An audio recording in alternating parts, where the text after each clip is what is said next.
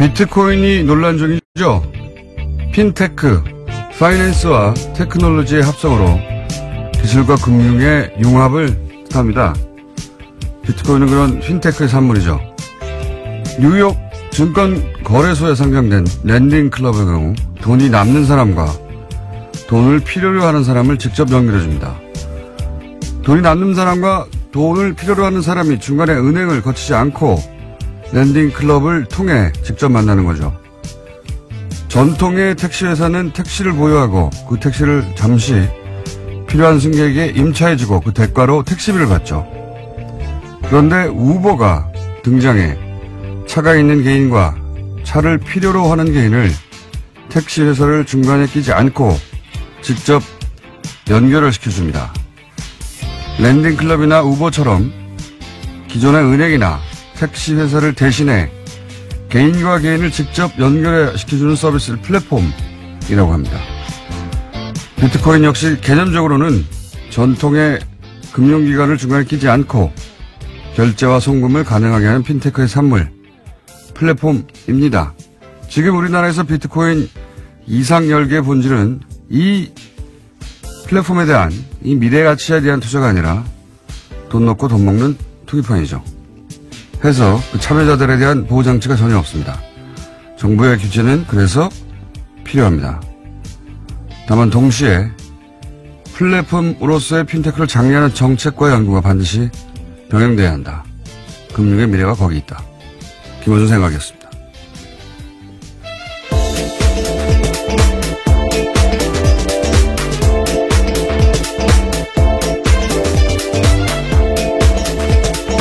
시사인의 김은지입니다. 네. 비트코인 샀어요? 금융의 미래가 거기 있는지 빨리 알았어야 되는데요. 아니, 뉴스는 너무 넘치는데. 그렇죠. 예. 그래서 저도 가끔 이렇게 가다가 TV나 라디오 혹은 뭐 신문지사를 통해서 비트코인 얘기가 나오긴 나오는데 대부분 이 개념은 설명 없이 예, 기술 얘기만 하고 그리고 올랐다 내렸다 뭐 돈이 된다 안 된다 필요 있다 없다만 얘기하는데 자꾸 주변에서도 물어봐가지고 예. 사셨나요? 그래서? 저는 안 샀습니다. 네. 예. 개념을 약간 좀 더 설명을 드리면 예. 개인과 개인이 중간에 전통 금융기관을 끼지 않고, 예, 금융행위를 할 수 있게 해준다. 그런 의미에서 이제 중간에 있는 플랫폼이다. 이렇게 얘기하는데, 돈이 왜 플랫폼이냐. 왜냐하면 비트코인 하면은 코인이라는 단어 때문에 그렇죠. 가상화폐로 또 번역이 되니까 이걸로 뭘 살 수 있는 거 아니냐. 금처럼 결국은 전자금 뭐 이런 식의 개념으로 받아들이시는데, 그런 면이 있긴 있어요. 근데 이제 그거하고는 개념적으로 훨씬 확장된 건데, 예전엔 조개가 화폐였잖아요, 조개. 아주 예전에 그랬었죠. 아주 오래 전에. 예, 그러다가. 네덜란드에서는 튤립도 화폐 가치가 있었고. 그렇죠. 그리고 금, 을 동전으로 만들어서 이제 화폐를 하기도 했잖아요. 근데 금은은 동전 모양이 아니어도 가치가 있어요. 그러니까 이제 이해하기 자연스러운데, 그러다가 생각해 보시면, 종이에다가 숫자 넣고 이거 돈이라고 생각해보면 이상한 겁니다, 되게. 종이 그 자체는 가치가 없단 말이죠. 약속이죠. 예. 예, 그렇죠. 국가가 거기 중간에 껴가지고 인정을 해서 종이가 돈이 되는데, 그 다음은 더 이해하기 힘들어요. 카드가 나와서 카드. 카드는 플라스틱이에요. 금은 시대 기준으로 보자면 이게 무슨 돈이야. 더군다나 플라스틱 쪼가리 하나 냈는데 물건을 막 줘. 그렇죠. 심지어 미래의 가치를 담보해서. 이상하단 말이죠, 굉장히. 금은 시대 사람들한테 바로 플라스틱을 보여주고, 이것만 주면 뭐든 살 수 있다. 절대 이해 못 합니다. 절대 이해 못 하는데, 이 신용카드라는 게 오래 안 됐어요. 1950년에 탄생했거든요. 처음 탄생한 게 다이너스 카드예요. 처음에는 회원도 100명인가 200명 밖에 안 됐어요. 어떻게 시작했냐면, 어떤 사람이 밥 먹다가 내가 지금 지갑이 없는 거예요. 아, 이럴 때가 있는데, 다이너스, 실제 디너에서 유래된 거거든요. 그러니까, 이 카드를 받아주는 식당을 뉴욕 안에서 열몇 개인가 구해요. 그런 다음에 외상카드인 거예요. 외상카드. 개념이라는 게. 일단 이걸로 나 신용 있잖아. 알지? 이거 일단 받아줘. 나중에 한 번에 모아가지고 돈 줄 테니까. 외상장부입니다. 이게. 들고 다니는. 근데 이제 그때그때 그때그때 기록만 해두고 나중에 한 번에 받는 거예요. 이런 게 그래서 다이너스 클럽이라고 시작한 거예요. 나중에. 그러니까 회원은 카드를 긁고 나중에 카드사한테 돈을 내죠. 그때 이제 수수료를 더해서 내죠. 그리고 가맹점은 일단 물건을 내주고 카드사한테 나중에 돈을 받죠. 수수료 떼고. 중간에 가맹점이 생긴 거, 그 카드사가 생긴 거거든요. 금은시대 사람들한테 이 이해하기 힘들듯이 비트코인도 지금은 이해하기 어려워요. 갑자기 등장해가지고 이 코인이라는 단어 때문에 더욱 오해가 많은데 물론 화폐를 목표로 하긴 했어요. 근데 현재는 가상통화. 현재는 현실적으로 화폐의 기능이 없어요. 뭐 여기서는 살 수 있다, 외국에 가면 된다 하는데 이게 말이 안 되는 게 생각해 보세요. 오늘 예를 들어 1 비트코인으로 커피 한 잔을 마실 수 있어요. 근데 가격 등락폭이 너무 심해가지고 내일은 이걸 10잔을 마실 수도 있어요. 그럼 오늘 안 씁니다. 우리가 오늘 1,000원 주고 커피를 사고 내일 1,000원 주고 커피를 사는 것은 오늘도 1,000원이지만 내일도 1,000원이라는 걸 알기 때문에 그 돈을 지불하는 거잖아요. 근데 비트코인은 하루에도 왔다 갔다 하거든요. 엄청나게. 이거 왜 씁니까? 아깝게. 어떻게 될지 모르니까. 화폐 이런 건 사실상 지금 없어요. 근데 이제 여기에 내재된 기술이나 개념이 혁신적인 거예요. 금은에서 카드로 넘어가는 것보다 더 혁신적이에요. 은행도 필요 없고, 공인인증서도 필요 없고, 왜냐하면 비트코인 자체에, 블록체인이라는 말 많이 들어보셨을 텐데, 네. 별거 아닙니다. 그냥, 기술 자체를 몰라도 돼요. 여러 사람이 동시에 나눠서 분산 저장해서 해킹이 본질적으로 불가능하다 뭐 이런 얘기인데, 어쨌든 은행이 없이 송금도 되고, 가치를 인정하는 사람들끼리 사고 팔고, 이 개념을 계속 발전시키면, 우리가 생각하지 못했던 미래 금융이 나타날 거라고 보는데 문제는 우리나라는 지금 투기예요. 그래서 누가 보호를 안 해주기 때문에 예전에 폰지 사기 폭락하듯이 그런 위험성을 안고 있는 겁니다. 지금 현재. 지난 한 달만 해도 시세가 굉장히 출렁였었는데요. 그래서 뭐 제가 말한다고 이미 불붙은 분들이 포기하진 않겠지만 본질이 그렇다. 예. 그래서 강력한 규제는 필요한데 굉장히 정부가 질서 있게 장려해야 될 분야이기도 합니다. 지금 너무 많이 얘기했네요. 밖에서 그만하는데요. 예. 몰라서 그래요. 중요하다는 걸 우리 PD가. 다음 기회에 전문가 모시고 한 번 더 얘기를 하고. 자, 첫 뉴스는 뭡니까? 네, 렉스 틸러슨 미국 국무부 장관이 아무 조건 없이 북한과 만날 용의가 있다라는 이야기를 했습니다. 북한의 핵미사일 프로그램을 포기해야만 대화할 수 있다고 말한 것은 현실적이라고 생각하지 않는다라는 건데요. 기존의 대화 전제 조건들을 일단 접고 협상을 시작할 수 있다라는 제안을 한 겁니다. 틸러슨 종북이네요, 종북. 하지만 틸러슨 장관은 어제 도널드 트럼프 대통령 같은 경우는 이 입장을 지지한다라고 밝혔거든요. 그렇게 따지면 트럼프 대통령까지도 종북일 수 있을 텐데요. 근데 이제 트럼프 대통령이 이럴 경우에 꼭 투트랙으로 우리는 아니다 이런 식으로 한 발 물러서니까. 예, 그렇죠. 백악관이 그렇게 밝혔습니다. 북한에 대한 대통령의 입장은 바뀌지 않았다라는 성명 냈습니다. 그럴 줄 알았어요. 그렇지만 이제 워딩이 바뀌지 않았다 수준으로 모호하잖아요. 애초에 뭔지도 모르는데 우리는 왔다 갔다 해가지고. 여하간 국내에서 정치인이 문재인 대통령을 포함하여 누구든 이런 말을 했다면 보수 매체에서 융단 폭격을 했을 거예요. 보수 진영에서도 종북만의 종북. 자세한 이야기 들어보면 더 센데요. 일단 만나자. 그리고 북한이 원한다면 날씨 얘기도 할 수 있다. 당신이 흥미를 갖는다면 우리는 테이블이 사각형인지 둥근지도 얘기할 수 있다면서 우선은 얼굴 보고 앉아야지 어떻게 해야 될지 로드맵 펼칠 수 있다라는 이야기. 너무 당연한 얘기입니다. 너무 당연한 얘기고 진보 진영에서는 오래전부터 해왔던 얘기고 문재인 대통령도 해왔던 이야기인데 맞잖아요. 이렇게 그렇죠. 해야만 만날 수 있다고 하면 누가 만납니까? 일단 만나거나 안 나오면 조건을 얘기해야 되는데 이 얘기만 하면 정북이라고 그렇게 난리를 쳤는데 이제 어떡합니까? 미국에서도 이 얘기를 하기 시작해가지고 이제 미국 성적이 든 분들은 어디를 무슨 길을 들어야 됩니까? 이제는 큰일 났네요. 자, 네. 다음 뉴스 뭡니까? 게다가 매파로 분류되는 허버트 맥메스터 미국 국가안보회의 보좌관도 그런 류의 이야기를 했는데요.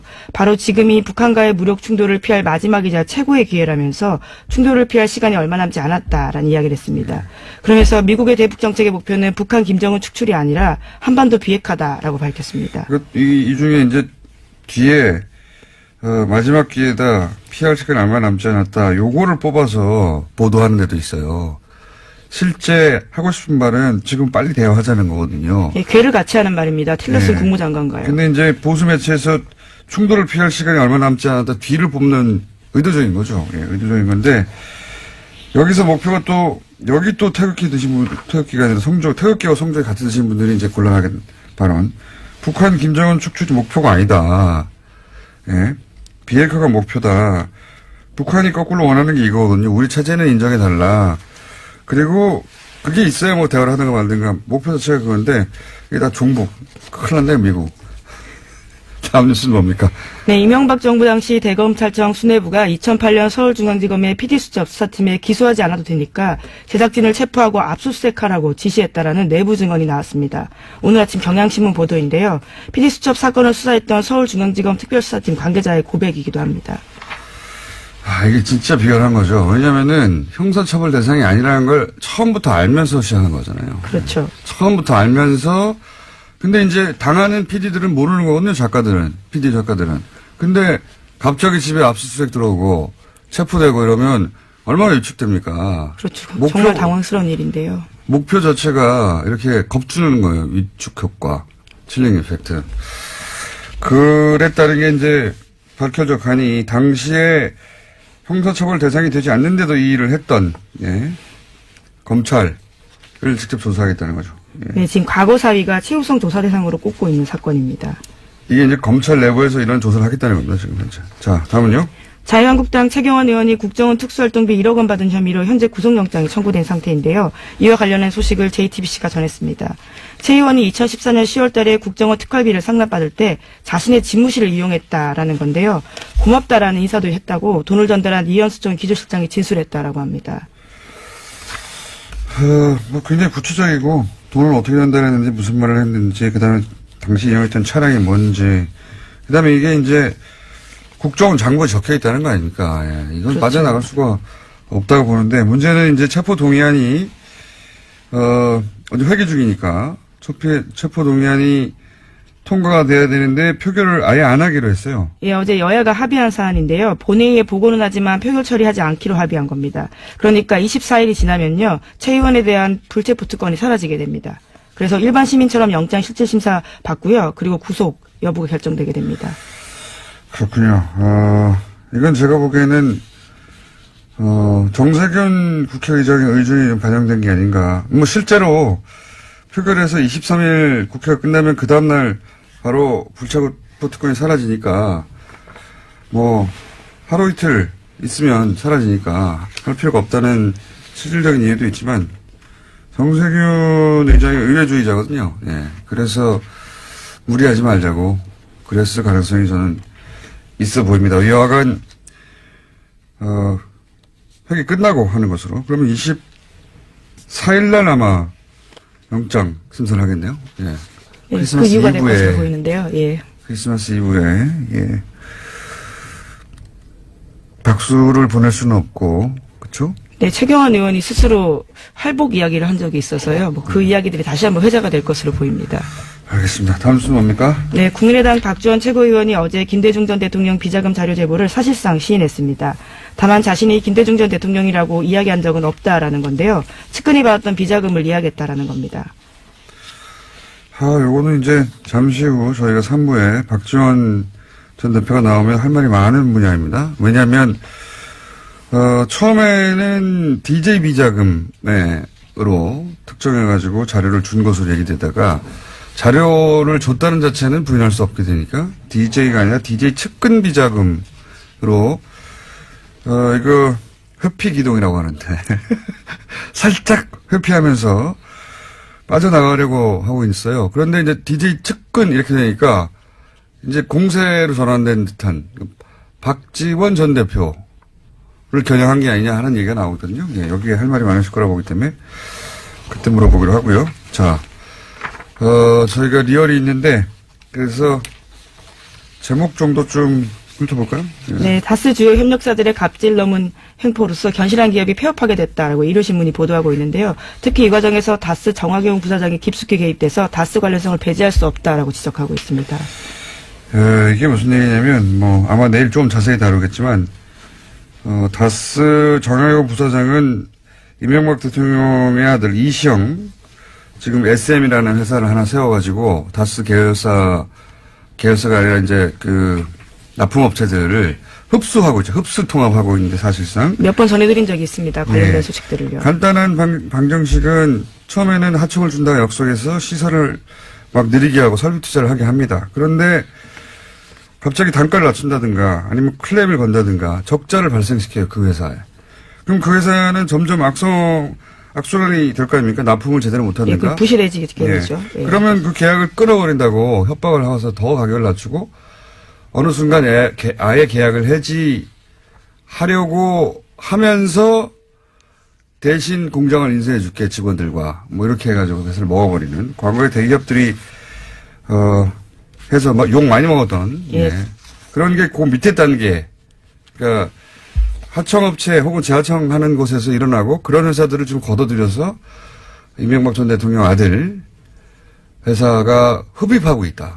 예. 네, 이번 회사 같은 경우 양정공업이라고 하는 곳인데요. 일요신문이 과거에도 해암과 DMI라는 곳이 이런 방식으로 인수됐다라는 식의 지적을 하고 있었습니다. 네, 그런 이게 진행되어가는 와중에 그 전례가 있어서 일요신문발 보도가 있었습니다. 다스가 그러니까 승계되는 과정에서 일어나는 사건들이에요. 예.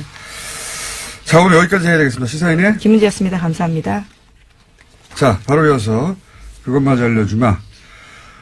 리얼미터의 권순정 조사 분석실장 나오셨습니다. 안녕하십니까. 안녕하십니까. 네. 자, 아마 이제 보수 매체, 저는 요 얘기부터 해야 될 것 같아요.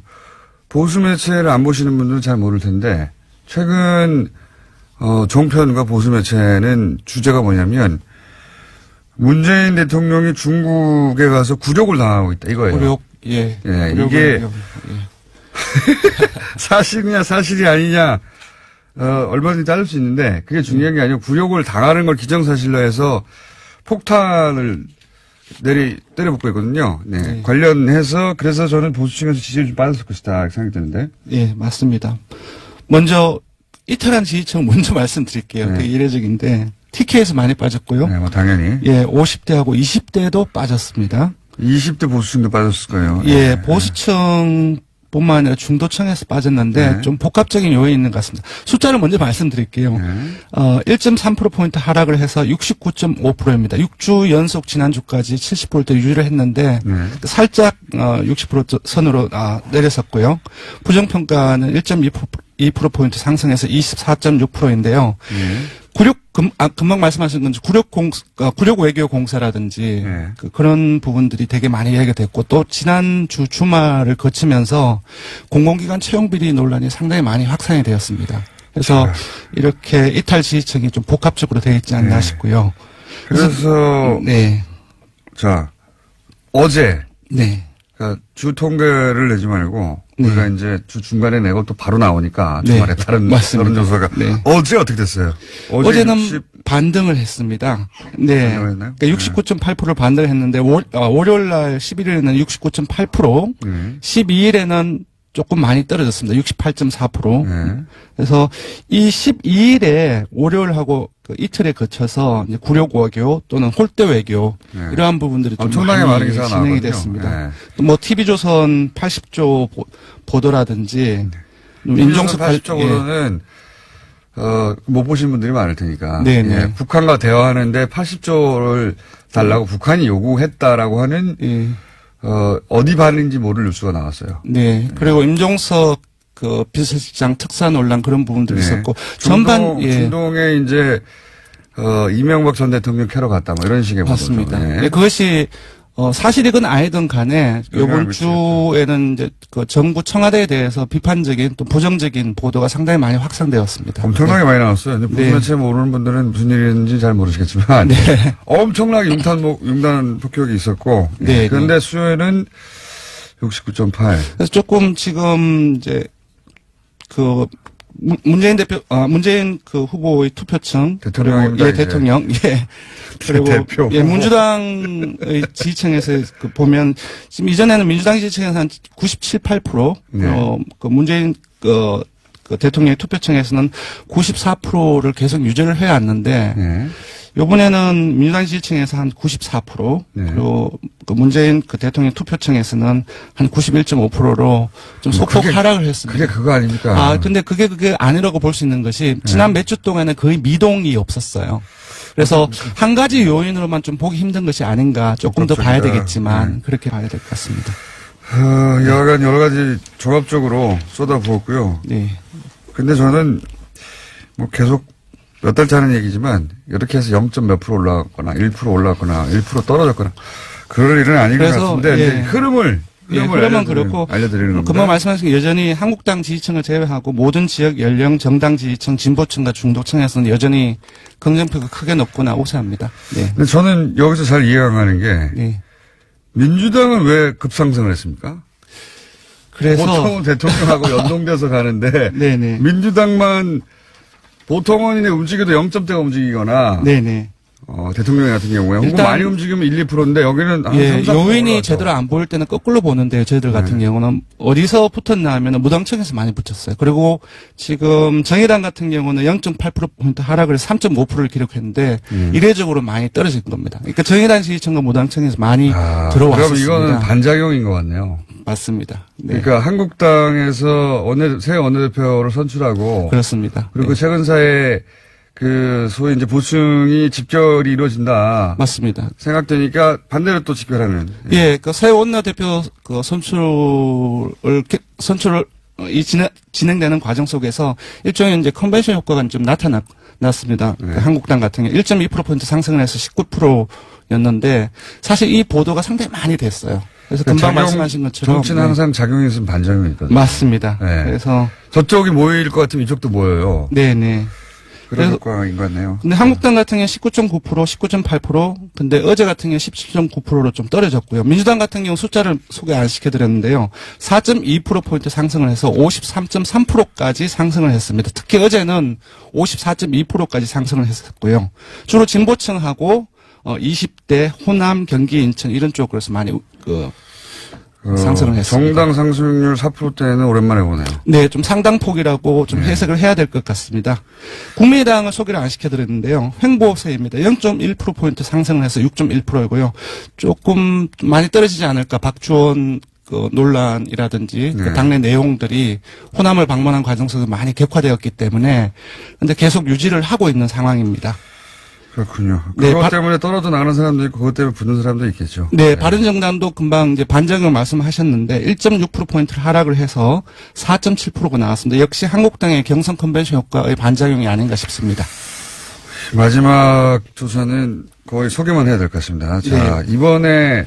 이번 주에 그것만 알려주냐, 주마는 이제 플리바게닝, 형량. 예. 네. 우리는 없는 제도죠. 예, 장시호 씨가 법정 구속이 되고, 네. 이제 검찰의 구형과 달리 좀 높게 이렇게 나왔죠. 네. 이걸 계기로 해서 많이 지금 논란이 되고 있는데. 이걸 계기로 해서 이쪽으로 논란을 틀은 거예요, 제가 보기에는. 그 이면이 있다고 보는데, 여하간, 그렇게 해서 이제 다시 언급되기 시작한 제도가, 예. 그러니까, 수사 협조하면 형량을 봐주는. 맞습니다. 바로 그게 이제 플리바게닝 제도인데요. 이렇게 물었습니다. 예. 플리바게닝 도입에 대해서 어떻게 생각하는지 물어보고 범죄 수사에 도움이 되니까 찬성한다 또는 사법 정의를 훼손하니까 반대한다 이렇게 물었는데 찬성이 57%가 나왔고요. 반대가 29.3%가 나왔습니다. 거의 2배 가까이 찬성이 많이 나온 겁니다. 보수층은 반대하죠. 예, 보수층과 한국당 지지층은 이제 반대가 우세하고요. 민주당이라든지 정의당 지지층 가장 높은데요. 그리고 진보층, 중도층 대부분의 모든 지역과 연령에서 찬성한다는 여론이 많았습니다. 이것도 전문가를 모시고 우리가 왜 플리바게닝 제도가 도입되지 않았는지 우리가 생각하지 못하는 우리가 좀 뭐가 있는지 한번 짚어보고 저도 사실은 도입돼야 한다는 쪽인데 우리가 모르는 면들이 있을 테니까 그걸 한번 짚어보기로 하고요. 조사 개요를 빨리 말씀드리겠습니다. 말씀해 주십시오. 네. 이번 주 중조사는 TBS 의뢰로 이번 주 월요일부터 수요일까지 전국 19세 이상 성인 1,507명을 대상으로 했습니다. 유무선 전화면접과 자동응답 방식으로 실시했고 표본 오차는 95% 신뢰 수준에서 플러스 마이너스 2.5%포인트, 응답률은 5%였습니다. 지금까지 리얼미터 권순정 조사분석 필장이었습니다. 고맙습니다. 이제 마지막 시간인가요? 그럴지도 모르겠습니다. 어떻게 될지는 오늘 방송이 진행돼 봐야 하는데. 더불어민주당 안민석 의원 나오셨습니다. 네. 해방 이후 최초 50번째 북토크 피날레를 맡고 있는 안민석 의원입니다. 이번 주 토요일입니다. 김어준, 김성태 두 분도 지금 우정 출연을 고민하고 있습니다. 처음 들은 이야기입니다. 그리고 자유한국당에, 원내대표가 1차 투표에 되신 분입니다. 김성태 원내대표 나오셨습니다. 예, 감사합니다.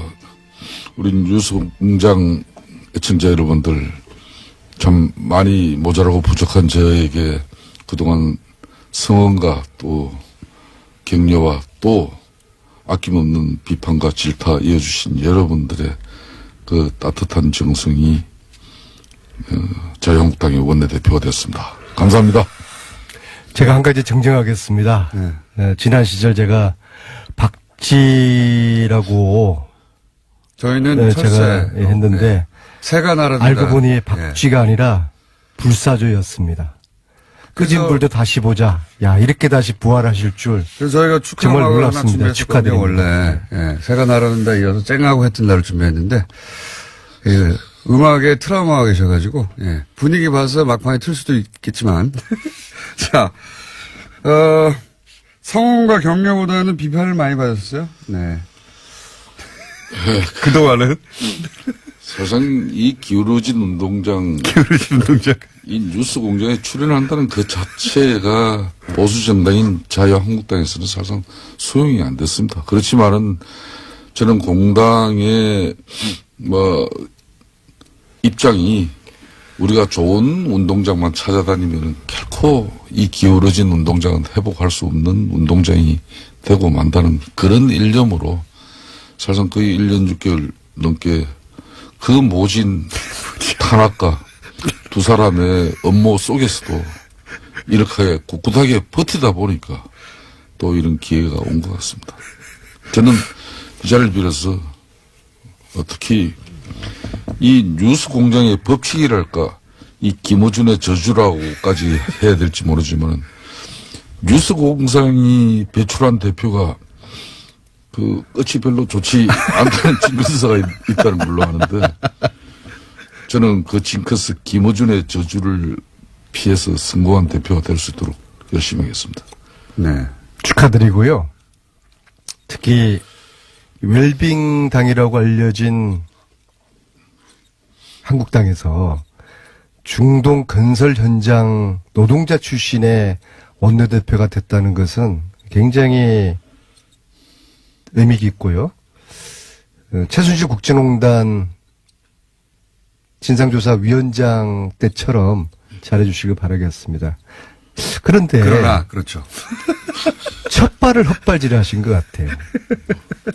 문재인과 싸우겠다라고 일성을 하셨는데 저는 이 프레임이 굉장히 문제가 있고 걱정이 되는 프레임입니다. 문재인과 싸우는 투쟁의 프레임이 아니라 반성과 혁신의 프레임으로 갔어야 된다고 저는 봅니다. 국정농단 공범으로서 한국당 반성 더 필요하죠. 그리고 진정한 보수 가치를 세우는 혁신의 프레임, 이게 필요했는데요. 앞으로 싸움만 하시겠다? 저는 좀 착각을 하는 것 같아요. 문재인 정부와 박근혜 정부를 비슷하게 놓고 보는 것 같아요. 우리가 과거에 MB와 박근혜 정부와 싸웠던 것은 그 나라를 말아먹었던 집권 세력에 대해서 저희들이 저항했던 것이고 문재인 대통령은 지금 70%대의 국민적 지지를 받고 있는데 그러면 이건 국민과 민심을 싸우는 것으로 저는 보고 있습니다. 싸움만 하겠다? 참 걱정되고요. 저는 오히려 적폐청산을 함께 해서 선의 경쟁을 했으면 좋겠습니다. 특히 최순실 재산몰수특별법에 김성태 의원님 혼자서만 설명하지 않았습니까? 한 번만 얘기하세요. 그거 좀 함께 추진하시자고 원내대표 되셨으니까. 예. 하시겠습니까? 저 협조해드리겠습니다. 아유, 감사합니다. 지금 안민석 의원께서 우려하시는 그러니까 싸운다니까 할 일 없이 맨날 싸움박질만 하는 걸로 연상을 하시는데 그게 아니라 사실상 이 야당은 대여 투쟁력이 배제된 가운데 대여 협상이라든지 대정부 관계라는 것은 이거는 있어나 마나한 존재예요. 이번에도 보십시오. 이번 예산 처리 심의 과정에서 저희 한국당은 그냥 패싱당해 버렸습니다.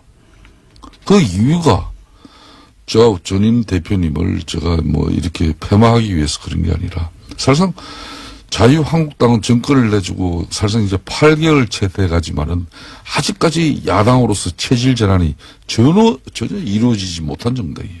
반면에 집권당인 민주당은 의원들이 사상과 이념 그리고 현장 투쟁이 몸에 밴 한마디로 투사들이에요. 그 사람들을 상대하는 자유한국당은 너무나 초라하고 너무나 지금 어찌 보면 온실 속의 하초로서 그 한계를 벗어나지 못했어요. 이제 그런 가운데 또 여기도 김성태 같은 사람이 있더라. 이 사람은 뭐 아시다시피 가족들 생계 또 저 자신의 학비 때문에 중동 건설 현장에서 노동한 사람입니다. 덤프트럭 운전도 한 사람이에요.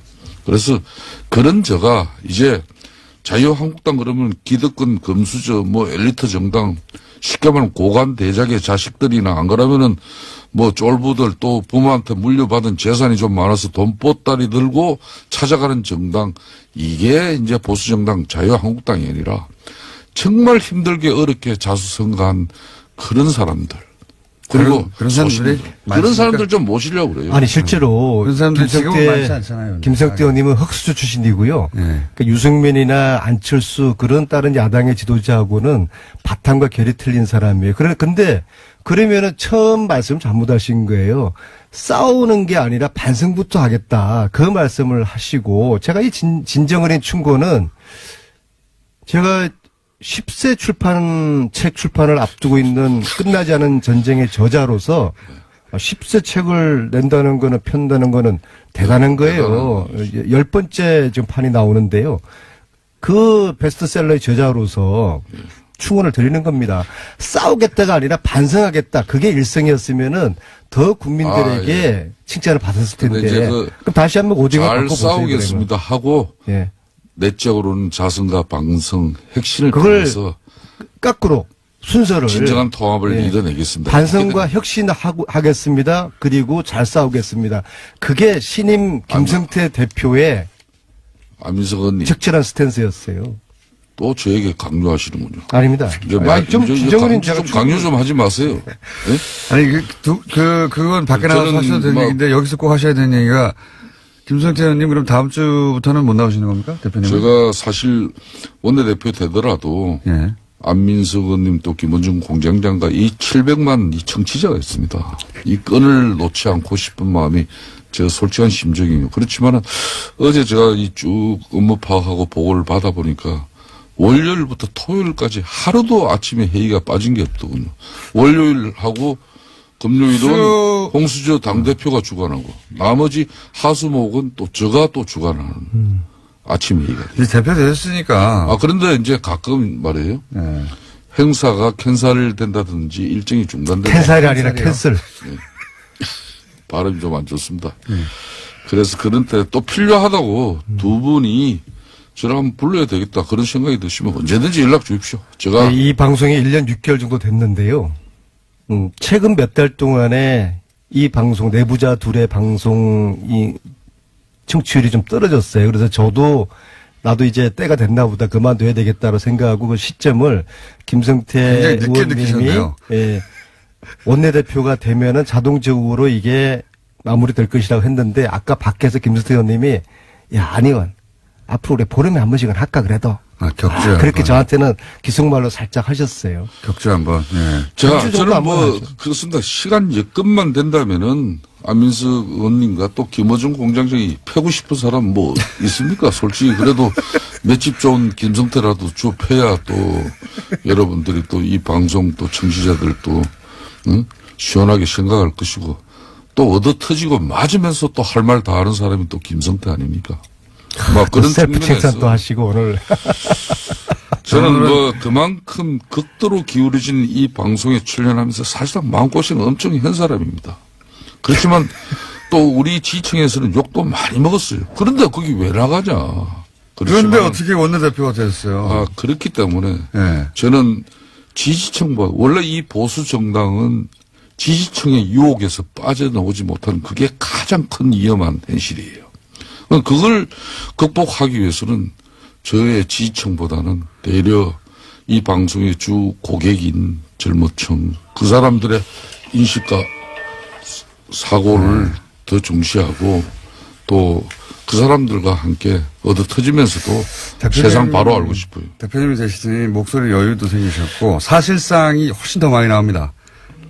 지금 분당 몇 번씩 사실상도 나오시고. 제가요, 오늘 이제, 기분 좋은 날이고 축하드리는 날인데, 제가 세 가지 좀 조언을 제가 세 가지잖아요. 네. 첫째는. 얼른 해주세요. 제발 좀 적폐청산 이거 좀 방해하지 않으셨으면 좋겠습니다. 그리고 두 번째는 홍준표 사당화가 될 우려가 있다고 봅니다.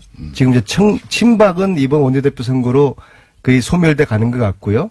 친박 대신 그 자리에 홍박이 지금 들어서는 것 같습니다. 보십시오. 친박은 TK를 기반으로 했는데 이번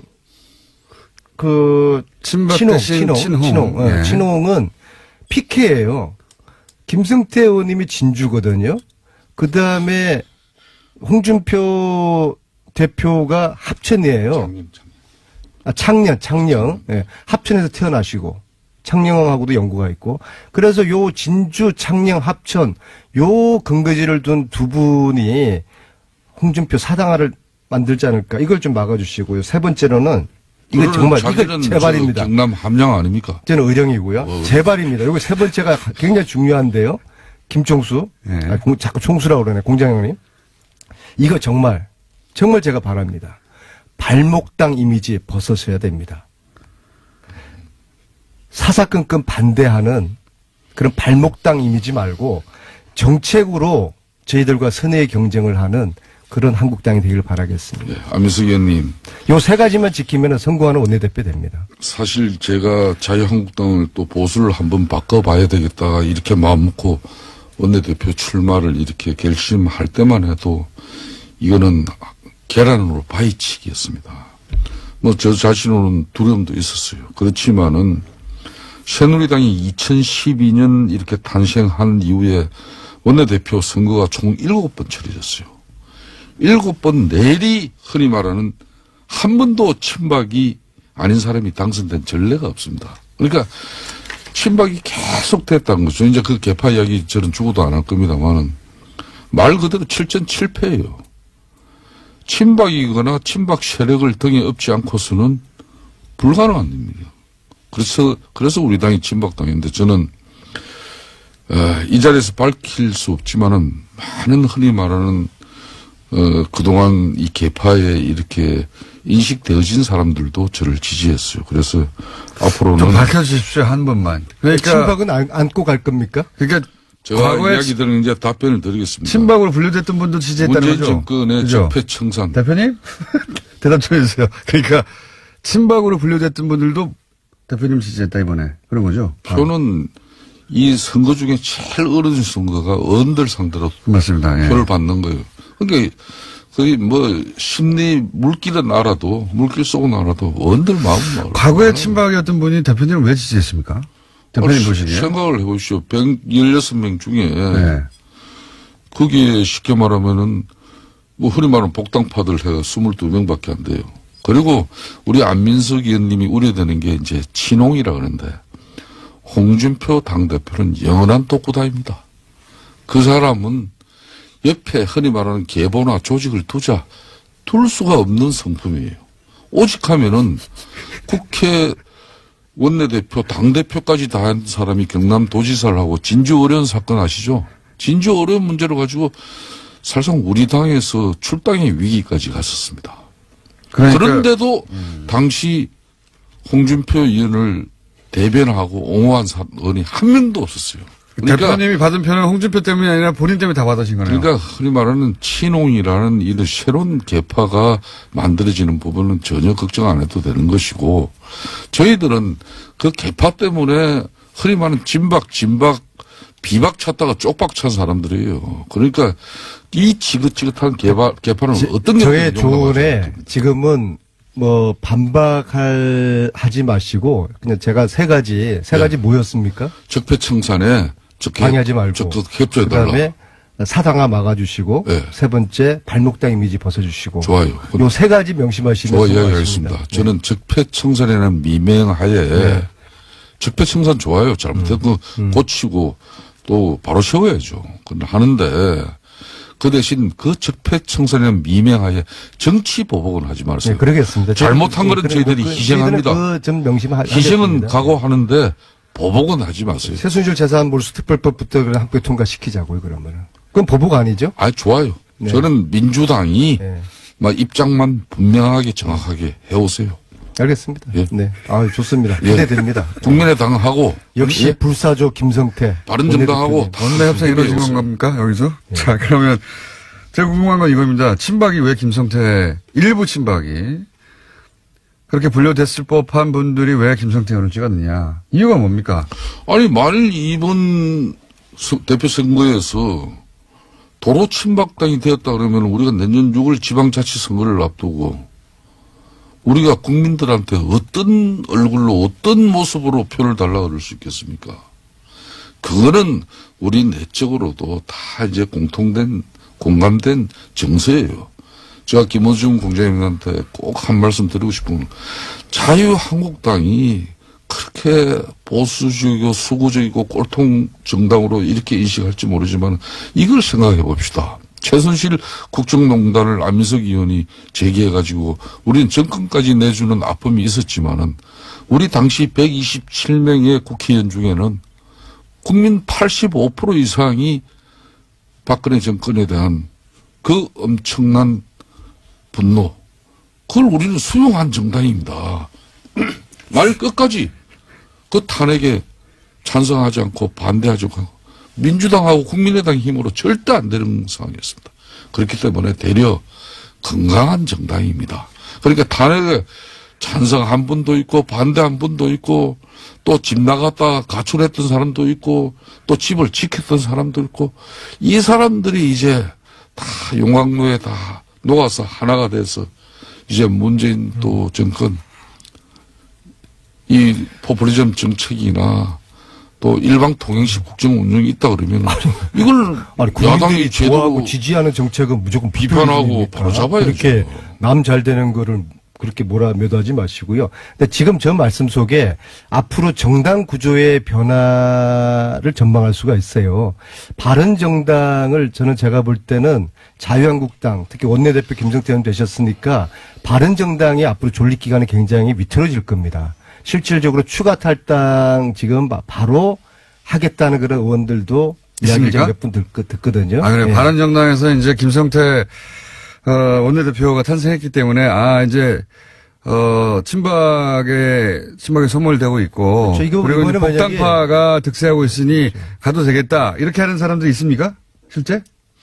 제가 당선됐다고 뭐 하루아침에 그렇게 금방 입장을 바꿀 이제 보따리 싸고 있죠. 바른정당 그분들이 몇 명 금방 있겠습니까? 계시죠. 그렇지만은 저는 홍준표 당대표께서 하신 쇳문이 아니라 대문을 활짝 열고 진정한 이 보수의 새로운 가치를 위해서 국민의당하고는 어떻게 합니까? 국민의당하고는. 지금까지 자유한국당 보수는 지난 수년간 이익을 위해서 가치와 철학을 버렸다고 해도 과언이 아니에요.